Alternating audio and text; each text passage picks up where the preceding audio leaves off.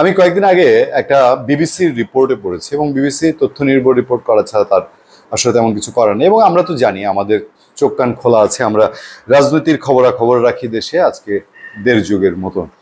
শেষে আমাদের দেখা এবং আমাদের জানা বোঝা বিষয়গুলো যেরকম আছে এবং আমাদের সোর্স যেরকম কাজ করে, বিবিসি বলছিল যে সর্বসাকল্যে সারা বাংলাদেশ থেকে আওয়ামী লীগের সর্বোচ্চ হাজার খানেক নেতাকর্মী তারা কলকাতা এবং দিল্লিতে অবস্থান করছে, পালিয়ে গেছে যারা, মানে বর্ডার পার হয়ে হোক, যেভাবে হোক, এয়ারপোর্ট দিয়েও অনেকে ম্যানেজ করে গেছে, এটাও সত্য। এবং অনেকে গ্রেফতার হওয়ার পরে আবার জামিন নিয়েও ইন্ডিয়া চলে গেছে, এরকম হয়েছে।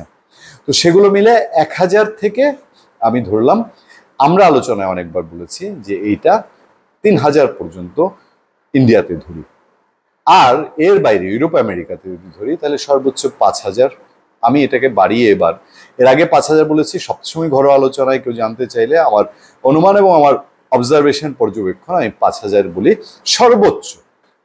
আজকে এসে আমি বললাম ধরেন এটা 10,000ই হলো, যে কুল কিনারা নাই, যান বাঁচানো ফরজ, 10,000 মানুষ আওয়ামী লীগের নেতাকর্মী, অ্যাক্টিভ নেতাকর্মী ইন্ডিয়ায় চলে গেছে। প্রথম প্রশ্ন হলো যে আচ্ছা 10,000 যদি গিয়ে থাকে, বাংলাদেশে কত হাজার আছে? আসলে কি এটা হাজার দিয়ে? আমার তো মনে হয় লক্ষ লক্ষ দিয়ে। ধরেন এই বাংলাদেশে 17 কোটি মানুষের দেশে, আমি কমিয়ে বললাম, আগে যেরকম বাড়িয়ে বলছি যে 10,000 ইন্ডিয়াতে, এবার খুব কমিয়ে বললাম 10 লক্ষ বাংলাদেশে আওয়ামী লীগ নেতাকর্মী, তারা ধরলাম অ্যাক্টিভ ছিল 18 লাখ মানুষের মধ্যে। আরো কমালাম না হয়, 5,000 পালিয়ে গেছে, 5 লক্ষ অ্যাক্টিভ কর্মী। আওয়ামী লীগ বিএনপি সমাবেশ করলে ঢাকায় 5-10 লাখ লোক হয়, বড় মাপের সমাবেশ, এবং শুধু বিরিয়ানি খিচুড়ি দিয়ে না, নগদ টাকা দিয়ে না, এমনিতেও হয়।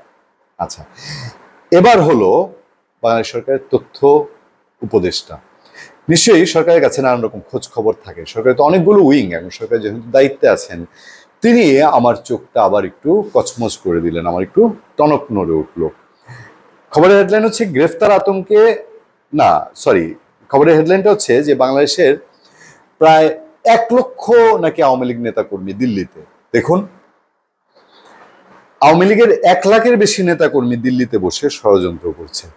1 লক্ষ লোক দিল্লিতে, মানে 1 লক্ষ ডেলি যদি 1000 টাকা করে খরচ হয় প্রতিদিন, তাহলে কত লক্ষ টাকা, কত কোটি টাকা দিল্লিতে বসে আওয়ামী লীগের লোকজন খরচ করছে। 1000 টাকা তো লাগে থাকা খাওয়া সহ, নাকি দিল্লিতে গিয়ে দেশ ছেড়ে আছে। আচ্ছা, এটাও আমার মাথার মধ্যে একটা প্রশ্ন আসছে। শেখ হাসিনা সহ আওয়ামী লীগের 1 লাখের বেশি নেতাকর্মী ভারতের দিল্লিতে আশ্রয় নিয়ে দেশের বিরুদ্ধে ষড়যন্ত্র করছে বলে মন্তব্য করেছেন তথ্য সম্প্রচার উপদেষ্টা মাহফুজ আলম। তিনি রাজধানীতে একটা প্রোগ্রামে এটা বলেছেন। তিনি বলেন, বিগত সরকারের সময় গুম খুন রাজনৈতিক সিদ্ধান্তে হয়েছিল, এগুলো করার জন্য বিশেষ টিম ছিল, পুলিশ র্যাব সহ সবাইকে গুমের আদেশ দেওয়া হতো। দ্যাটস রাইট, এটা নিয়ে কোনো বিতর্ক নাই। গোটা দেশে আয়নাঘরের অস্তিত্ব ছিল। মন্তব্য করে বললেন, অসংখ্য মানুষ গুমের শিকার হয়েছে, বিরোধী মতের অনেকে মানুষকে গুম করে ভারতের জেলে পাচার করা হয়েছে। এটা নিয়ে আমি কোনো কথা বলতে চাইছি না। গুম খুন নিয়ে তিনি আরো বলেছেন। এরপরে বলছেন, আওয়ামী লীগ নেতাকর্মীরা ভারতে অবস্থান করছে উল্লেখ করে মাহফুজ আলম বলেন, শেখ হাসিনা এখনো ভারতে বসে চক্রান্ত করছে। আওয়ামী লীগ দল ছিল না, তারা ছিল মাফিয়া, তাদের কোনোদিনই রাজনৈতিকভাবে দাঁড়াতে দেব না। ওকে, শেষ বিষয়টা নিয়ে আমি অনেকক্ষণ বলেছি। মাহফুজ আলম দাঁড়াতে দেবেন কি দেবেন না, এই সিদ্ধান্ত মাহফুজ আলমের না, এটা বাংলাদেশের জনগণের। বাংলাদেশের জনগণ বিচারের মুখোমুখি আওয়ামী লীগ, অন্যায়ের দায় মাথায় নিয়ে আওয়ামী লীগ, সেটা ভিন্ন প্রসঙ্গ। এবার মূল যেখানে আমি ফোকাস করেছি, রাজনৈতিক বক্তব্য, যেহেতু এই সরকারের মধ্যে রাজনীতি ঢুকেছে, 1 লক্ষ লোক দিল্লিতে থাকলে এইটা বাংলাদেশের জন্য, এবং দিল্লিতে বসে 1 লাখ মানুষ গুটি চালতেছে, তো ওনারা বলছেন যে ওখানে বসে ষড়যন্ত্র করছে। আপনারা 15 জুলাইয়ের দিকে 2024-এ যখন ছাত্র আন্দোলন কেবল জমে উঠছে, সেই জুলাই আরো কিছু দিন, 20, 22, 25 পর্যন্ত, 20-22 পর্যন্ত আমাদের বেশ কিছু কন্টেন্ট আছে। পূর্ণিয়ার খোঁজ ইউটিউবে দেখবেন, পূর্ণিয়ার খবরের ঘর ফেসবুক পেজেও বোধহয় সম্ভবত তখন কিছু দেওয়া হয়েছিল। পূর্ণিয়ার খোঁজ ফেসবুক পেজে পাবেন না, কারণ সেটা আমাদের নিয়ন্ত্রণে নাই। আর সেখানে আমরা সবসময় বলতাম যে আপনি এই আওয়ামী লীগ সরকার, শেখ হাসিনা, আপনারা এই ছাত্রদের কাছে যান, আপনার শিক্ষা উপদেষ্টা, আপনার শিক্ষামন্ত্রী, আপনার আইনমন্ত্রী, তাদেরকে আপনি ছাত্রদের কাছে পাঠান, আনালে কিন্তু খবর আছে উল্টা আওয়ামী লীগ আক্রমণ শুরু করলো ছাত্রলীগ দিয়ে, পুলিশ দিয়ে।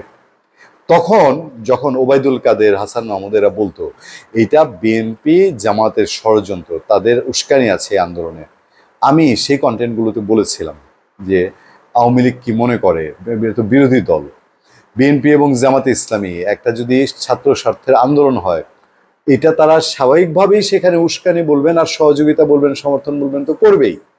এটাই তো রাজনীতি। আওয়ামী লীগ বেকায়দায় পড়ুক রাজনৈতিক ভাবে, এটাই তো বিএনপি জামাতের রাজনীতির মধ্যে তো অন্যায় কিছু নাই। এবার আপনার প্রধান শত্রু আওয়ামী লীগ। আওয়ামী লীগ দেশে থাকুক, দিল্লিতে থাকুক, মঙ্গল গ্রহে থাকুক, যেটাকে আপনি ষড়যন্ত্র বলছেন, আওয়ামী লীগের জন্য তো এটা রাজনীতি।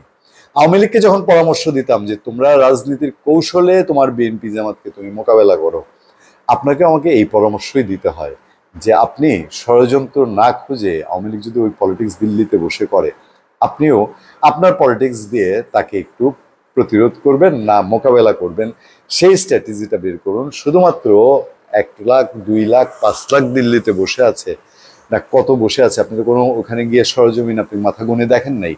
ওগুলো বলে সেন্সেশনাল বক্তব্যের জায়গায় না থেকে সত্যিকার স্ট্র্যাটেজিক জায়গায় ভূমিকা রাখবেন কিনা। ধন্যবাদ সবাইকে। ভালো থাকবেন, সুস্থ থাকবেন, সত্য করুণা এবং সহনশীলতার সাথে আপনাদের সাথে আমি আতিক রহমান পূর্ণিয়া।